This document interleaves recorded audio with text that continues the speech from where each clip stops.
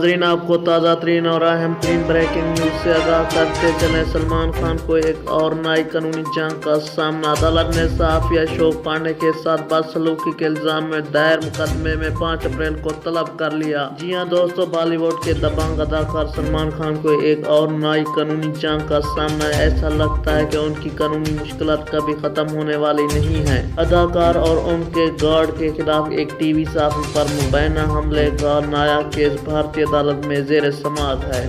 भारतीय media reports के मुताबिक अंधेरी मेट्रोपॉलिटन मजिस्ट्रेट कोर्ट ने सलमान खान और उनके गार्ड मोहम्मद नवाज इकबाल शेख के खिलाफ कार्रवाई का आगाज किया है। जी हां दोस्तों, अदालत ने दोनों को दफा 504 और 506 के तहत 5 अप्रैल 2022 को तलब कर लिया है। मीडिया रिपोर्ट्स के मुताबिक मुंबई की अंधेरी मजिस्ट्रेट कोर्ट ने सलमान खान को सहाफ़ी अशोक पांडे की तरफ से उनके साथ बदसलूकी के इल्जाम में दायर किए गए मुकदमे में 5 अप्रैल को पेश होने के लिए तलब किया है। अदालत ने अदाकार को Indian panel code IPC section 504 और 506 के तहत जराइम का इर्तिकाब करने पर तलब किया है। मजिस्ट्रेट ने कार्रवाई का आगाज करते हुए कहा कि भारतीय सहाफ़ी की तरफ से लगाए गए इल्जाम के इब्तदाई सबूत केस की हिमायत के लिए काफी हैं और इसीलिए कार्रवाई दुरुस्त है। जी हाँ, चैनल को सब्सक्राइब करना मस्ट है और ये वीडियो आपको अच्छी लगे तो प्लीज़ इसे लाइक ज़रूर करें।